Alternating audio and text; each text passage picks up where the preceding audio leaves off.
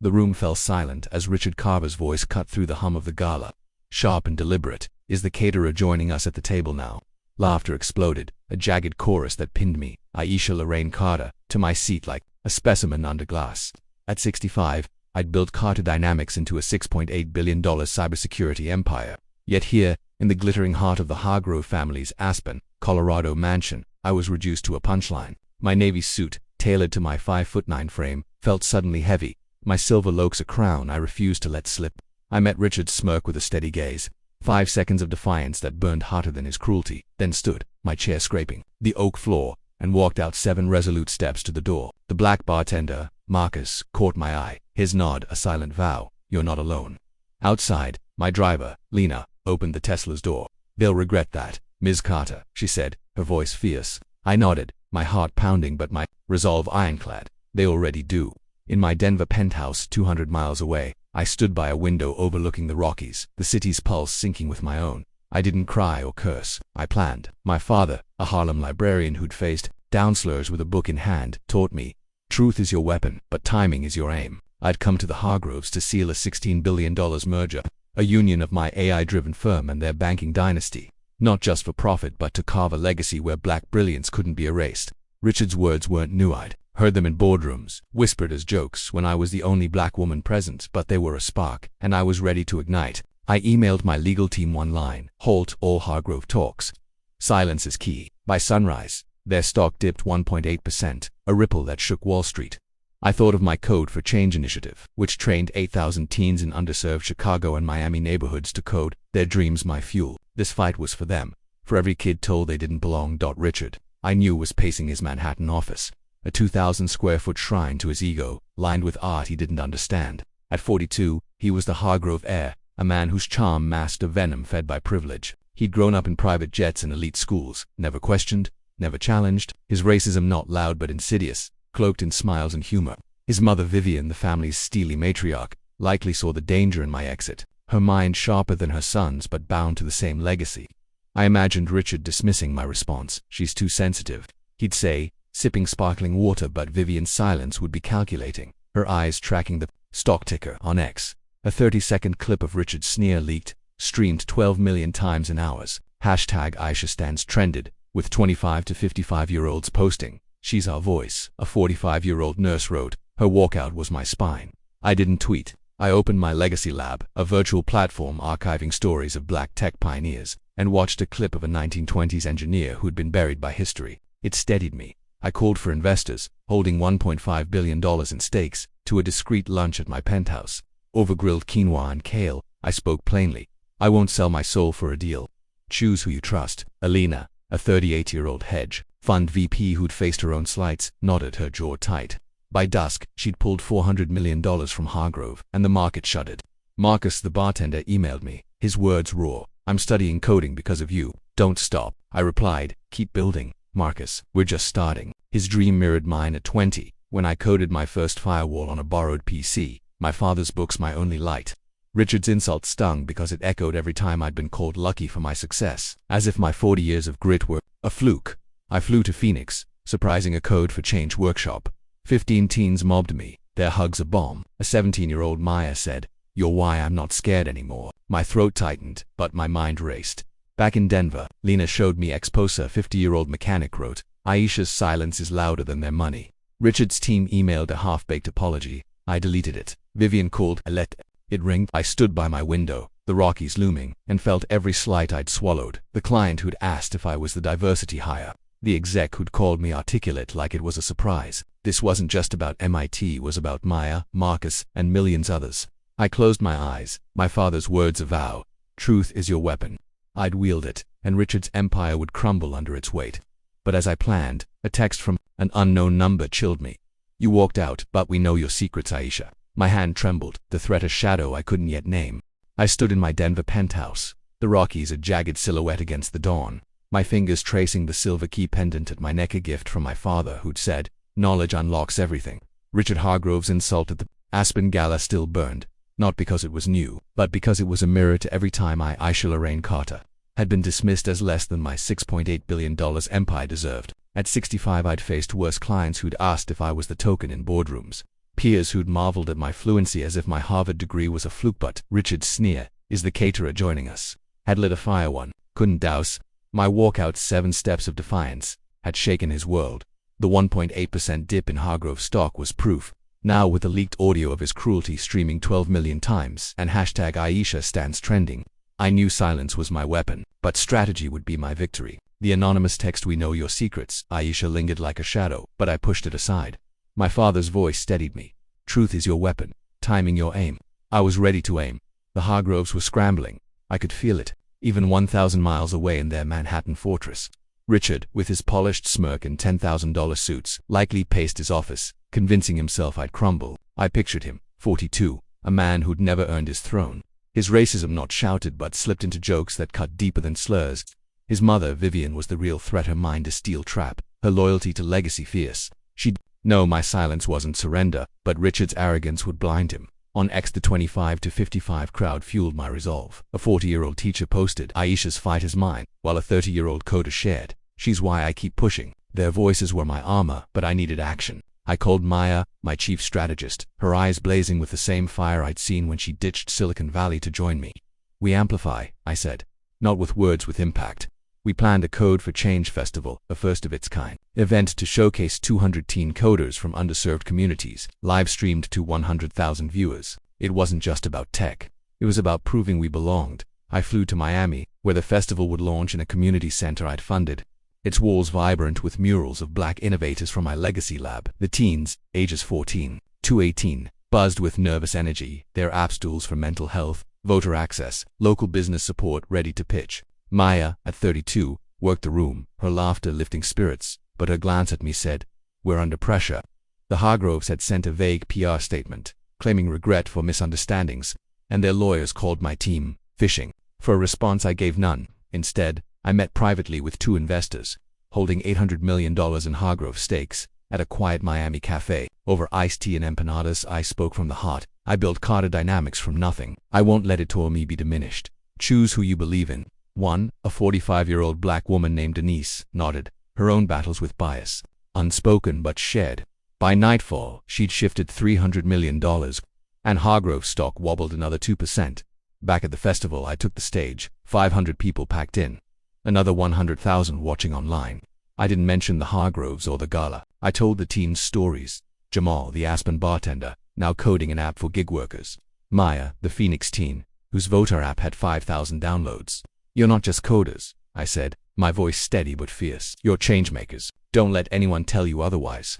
The crowd roared, and X lit up with hashtag Code for Change. A 35-year-old mom tweeting, "Aisha's building our future." Donations hit $2 million, funding 1,000 more Code for Change slots. But as I stepped off stage, Lena, my driver, handed me her phone. A new X post, anonymous but vicious, claimed I'd bought my success with shady deals. The text from Aspen echoed, "We know your secrets."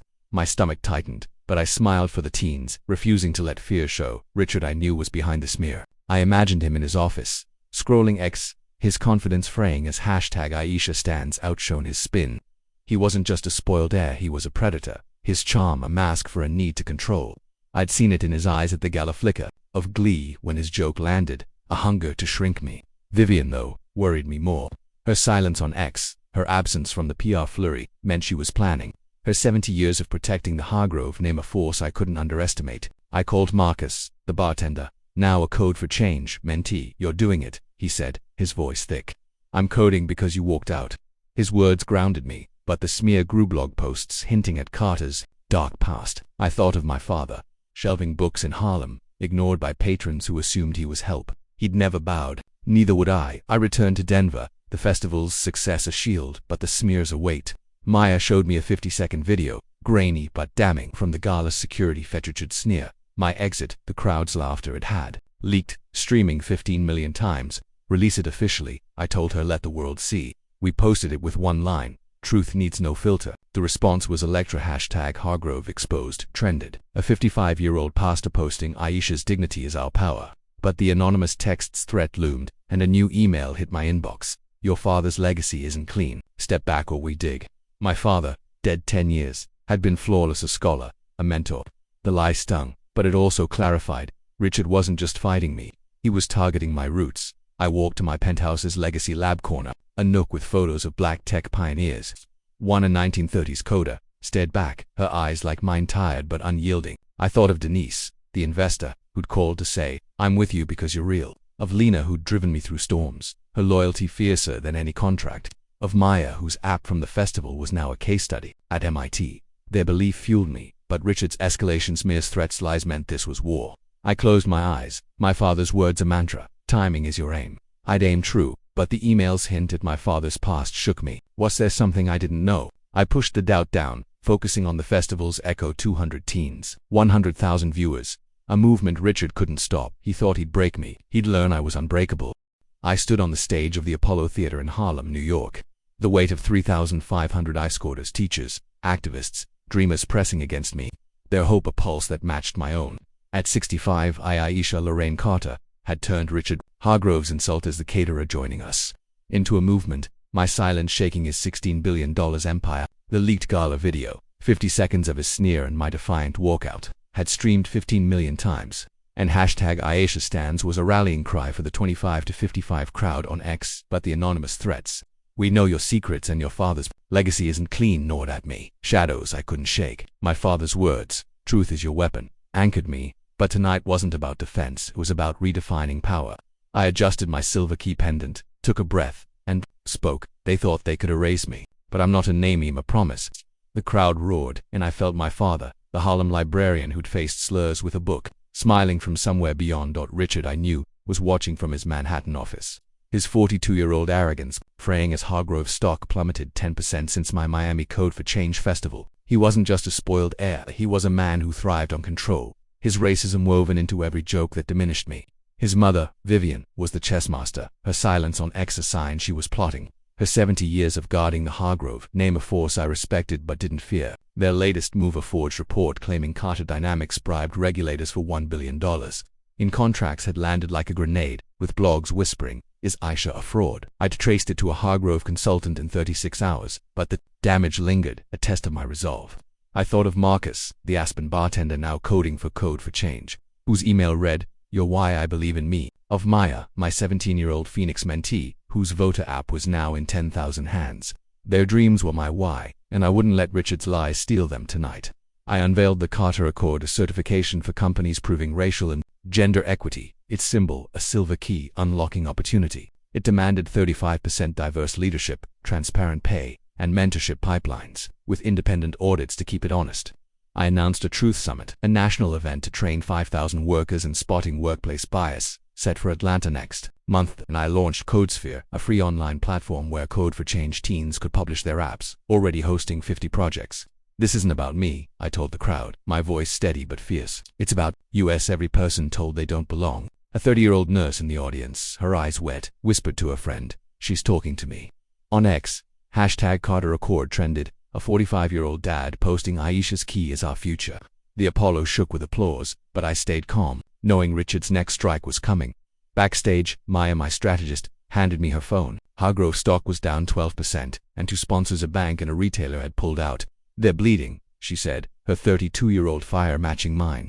But a new X post, anonymous and sharp, claimed I'd faked my rise, alleging my father had shady ties to unions. The lie cut deep. My father, who'd shelved books through insults, was my moral north. I thought of Lena, my driver, who'd said after the gala, "They'll regret messing with you."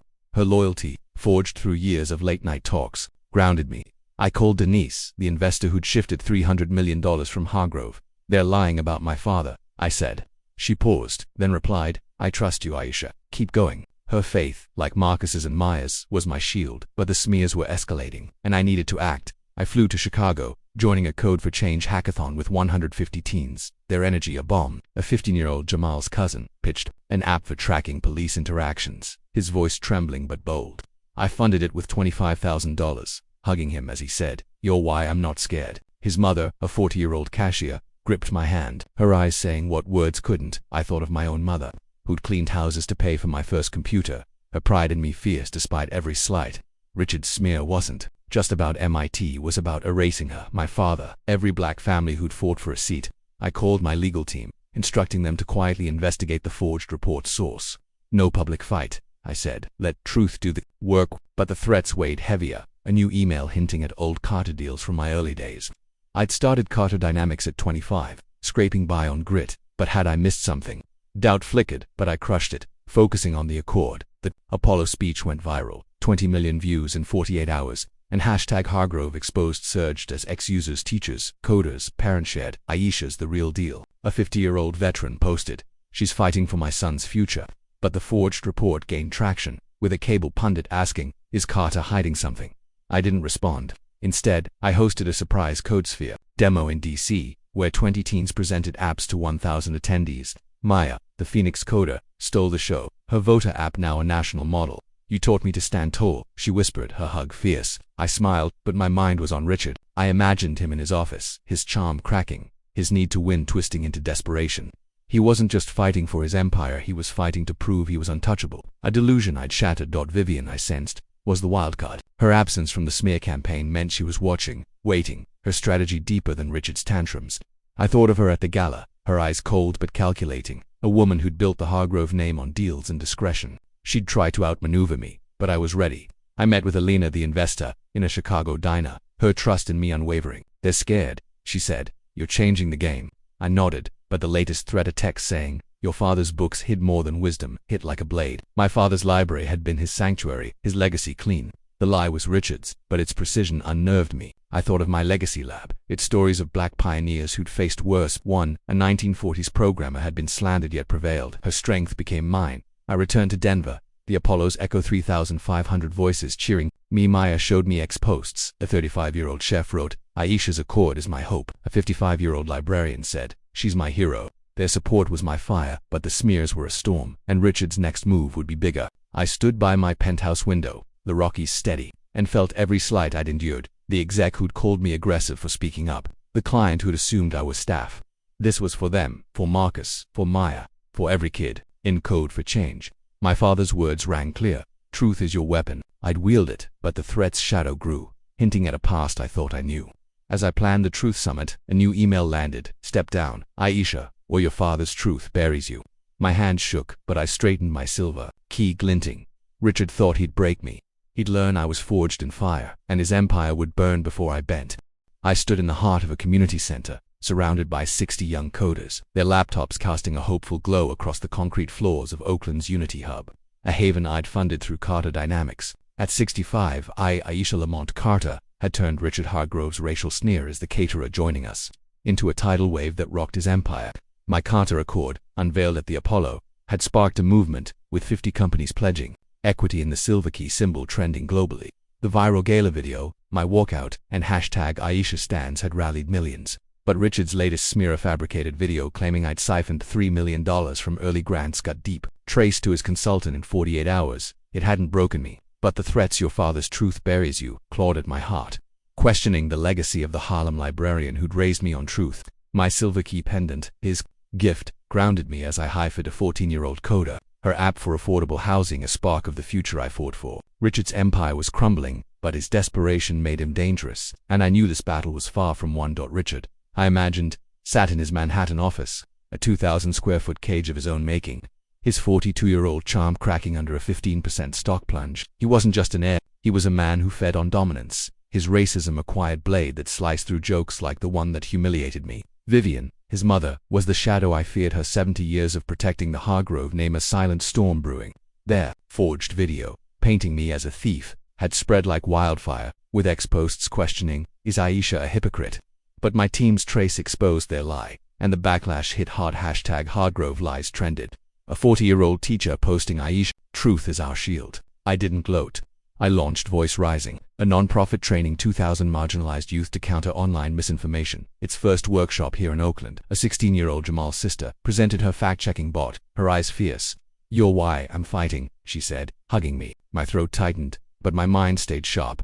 I thought of Marcus, the Aspen bartender now coding an app for fair wages. His email last week raw, "You showed me I'm enough." Of Maya, the Phoenix teen, whose voter app hit 20,000 users. Her call saying, "You're my hero, Ms. Carter." Their dreams were my armor, but Richard's smear stung because it echoed every time I'd been called lucky for my $6.8 billion empire. as if my 40 years of sleepless nights were a fluke. I hosted a Justice Jam, a new event where 100 cities held vigils for workplace equity. Oakland's drawing 3,000 people with silver key pins. A 35-year-old single dad, a mechanic, gripped my hand, his voice thick. "You're why." I told my boss I deserve respect. His words echoed my father's, who'd faced slurs, shelving books but never bowed. I imagined Richard watching the vigils on X, his smirk gone, his need to crush me twisting into panic. He wasn't fighting for profit, he was fighting to prove he was untouchable, a delusion I'd shatter. Vivian's silence worried me more. Her absence from the smear campaign meant she was strategizing, her eyes likely fixed on Hargrove's crumbling stock, down 18% now. I called Lena, my driver, who'd been with me through every storm. "They're scared," she said, her voice fierce. "Keep pushing." I nodded, but a new text hit. "Your father's deals weren't all clean, back off." The lie about my father, dead 10 years, was a knife, but its precision hinting at his library's funding unnerved me. Had I missed something in my youth, starting Carter Dynamics at 25? I pushed the doubt down, focusing on the jam. In Chicago, 5,000 marched, a 50-year-old nurse tweeting Aisha's key unlocks us all. But the smear lingered, a cable anchor asking, "What's Carter hiding?" I didn't answer. I flew to Seattle, joining a voice-rising workshop where 30 teens built anti-misinformation tools. A 17-year-old, inspired by Maya, said, "You're why I'm not silent." I hugged her, my heart full but my mind racing. Richard's next move landed like a bomb, a fake whistleblower report alleging Carter Dynamics hacked federal systems for $900 million in contracts. It was slick, with forged emails and doctored logs, and X buzzed with doubt. Did Aisha play dirty? My team, led by Maya, my 32-year-old strategist, traced it to a Hargrove shell firm in 72 hours. "We exposed them," she urged, her fire matching mine. I nodded, but chose precision over noise. We leaked the proof to a trusted journalist, a 45-year-old black woman who'd faced her own slights. Her story, Hargrove's Lies Unraveled, went viral, 25 million views in a day, and hashtag Carter Truth surged. A 55-year-old librarian posted Aisha's My Father's Legacy Reborn, but the damage was done to clients' paused contracts, and a Code for Change partner hesitated. I thought of my mother, cleaning houses to buy my first PC, her pride in me fierce. This was for her, for every black woman erased by lies. Like Richards, I returned to Oakland, the Unity Hub alive with coders. Jamal, the bartender's cousin, pitched an app for community safety, his voice steady. I funded it with $30,000, his mother's tears mirroring mine. I thought of my legacy lab, its stories of black pioneers who'd faced smears yet stood tall. One, a 1950s engineer, had been accused of fraud but won with facts. Her courage was mine. I called Denise, the investor who'd pulled $300 million from Hargrove. "They're hitting my father's name." I said, "I'm with you," she replied, her trust a lifeline. Alina, another investor, sent a note. "You're changing the world." Their faith, like Lena's and Maya's, held me, but the threats grew. A new email. "Your father's library hid debts. Quit, or we tell all." The lie was absurd, but its detail shook me. Had my father, my rock, hidden anything? I crushed the doubt, focusing on the accord. The Justice Jam's impact was seismic. 100 cities, 200,000 people, silver keys everywhere. In D.C., a 30-year-old teacher organized a school board vote for equity training, citing me. On X, a 40-year-old chef wrote, "Aisha's fight is my kitchen's," but Richard's report had teeth. Federal regulators called, asking questions. I instructed my legal team to cooperate fully. "No statements. Let truth work," I said, echoing my father. I hosted a surprise CodeSphere demo in Atlanta where 25 teens showcased apps to 2,000 attendees. Maya's voter app, now national, drew cheers. "You're why we rise," she whispered, her hug fierce. I smiled, but my mind was on Richard. I imagined him in his office, his empire bleeding, his desperation a beast he couldn't tame. He wasn't just fighting me, he was fighting a world waking up, and I was its voice. Vivian, I sensed, was waiting. Her silence was a chess move, her plan deeper than Richard's flailing lies. I thought of her at the gala, her eyes cold but sharp, a woman who'd built Hargrove on secrets and steel. She'd strike soon, but I was ready. I stood in Oakland, the coders' laughter my fuel, and felt every slight I'd endured, the exec who'd called me too loud, the client who'd assumed I was staff.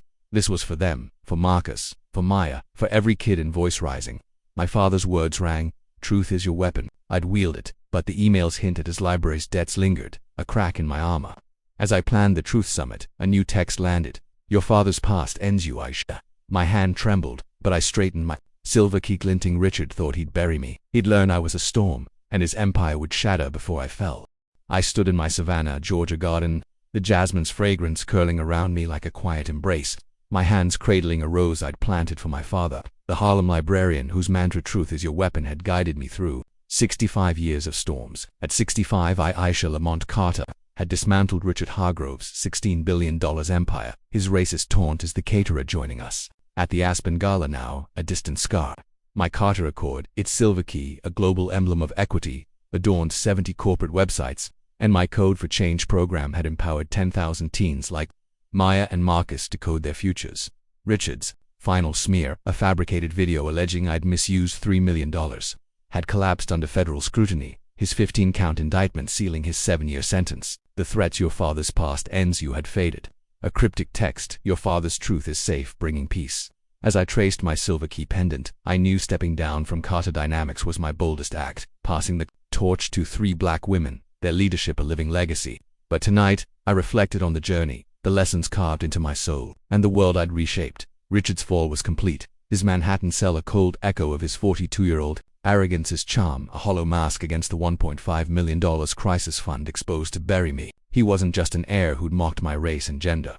He was a man addicted to power, his prejudice a quiet blade that cut deeper than slurs. Vivian, his mother, had been my true rival, her 70 years of safeguarding the Hargrove name, of the silent force that crumbled when she vanished. Her Aspen call admitting, "You won, Aisha." I'd replied, "Build something better." She hadn't, and their estate, sold for $2 million, now housed a coding school for Oakland youth.